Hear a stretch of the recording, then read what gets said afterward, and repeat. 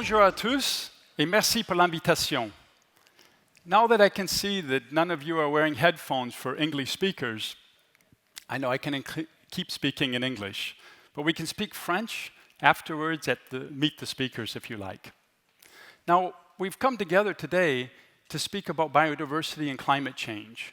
But as the director of the Global Diversity Foundation, which I created 15 years ago, I feel we need to expand that exploration, just like Hinano has done, to include cultural diversity, livelihoods, and local knowledge. In fact, we all agree that climate change and climate disruption is now happening, and we need to think about the environmental and the social and the cultural consequences.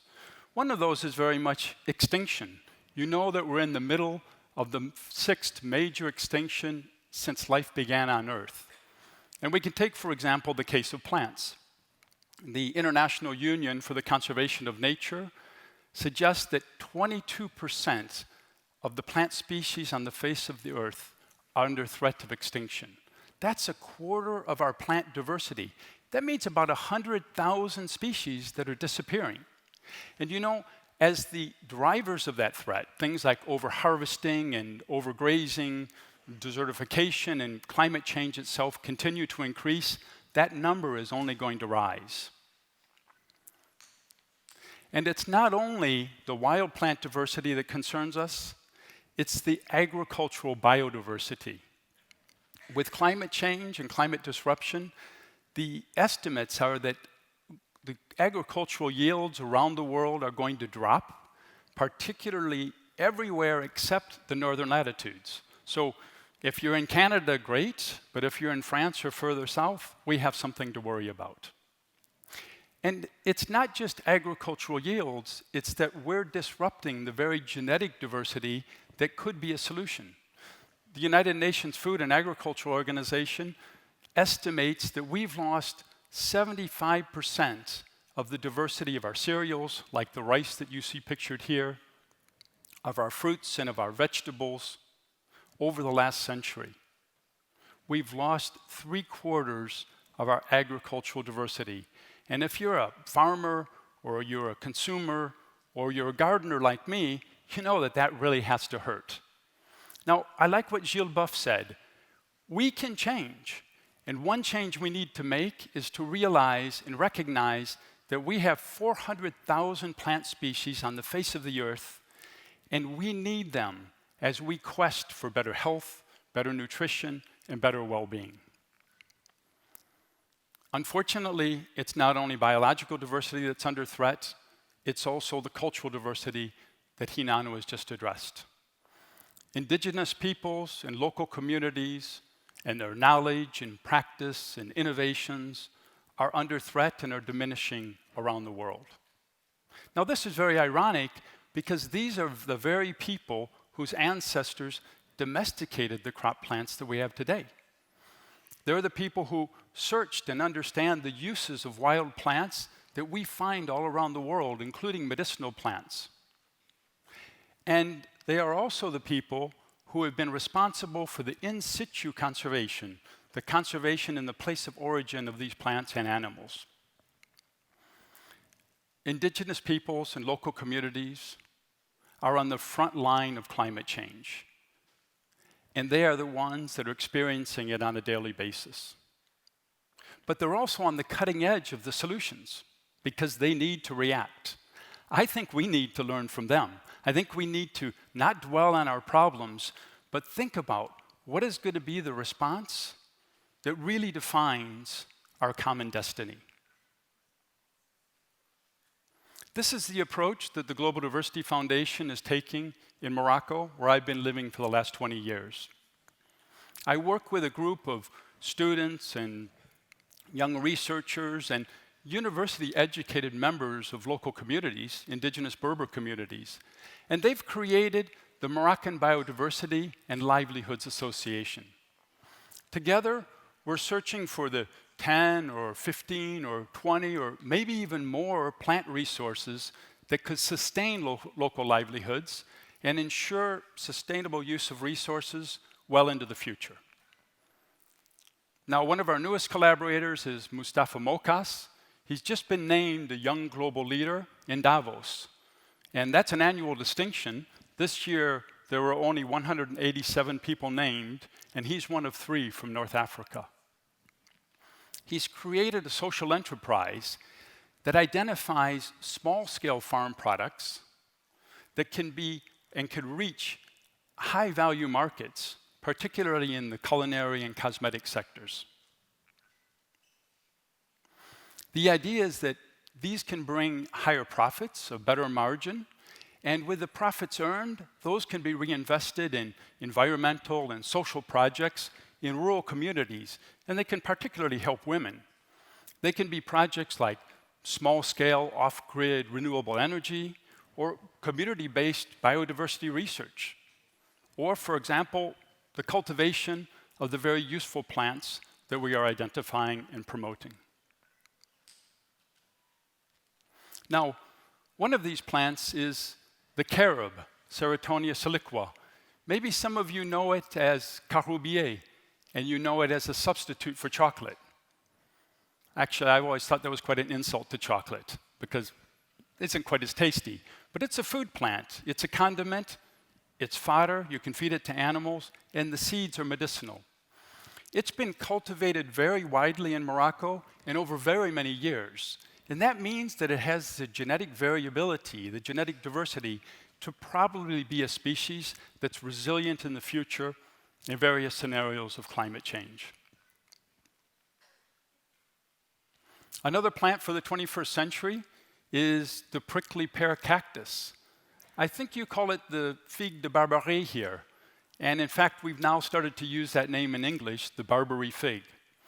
That indicates how widespread it is in North Africa, but in fact, it's an invasive species. It originally came from Mexico. And these brightly colored fruits that you see, maybe you've seen them in markets, are widely eaten in the Mediterranean. But it's of high value today because the oil is extracted from the seeds, and it's a high-value component in skincare products.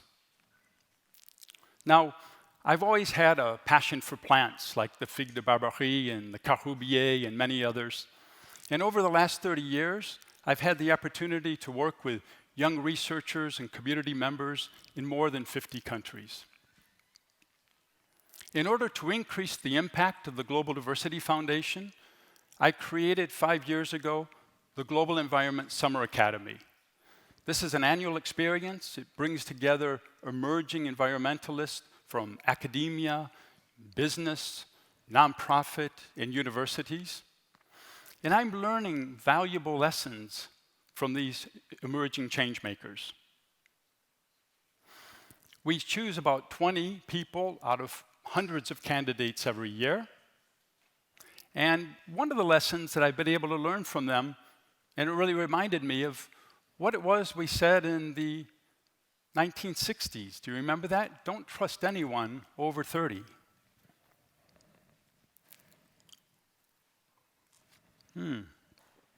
Well, actually, I've been kind of more flexible with that age limit over time.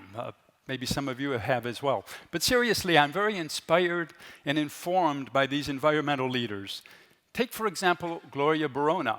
She's a conservationist from Kenya, and she's following in the footsteps of Wangari Maathai, who won the Nobel Peace Prize in 2004 for her efforts in reforestation and sustainable development and democracy. She created the Greenbelt movement, and today, Gloria is following these efforts to reforest degraded areas in Kenya, but particularly by tapping into the traditional knowledge and practice of indigenous peoples and local communities. And that ensures an ecological restoration which is effective and sustainable over the long term. Gloria is inspired by the efforts of Radhikamurti, who's a forester and a land manager from Fiji. She works at the International Union for the Conservation of Nature, particularly in the area of reducing the risk from disasters.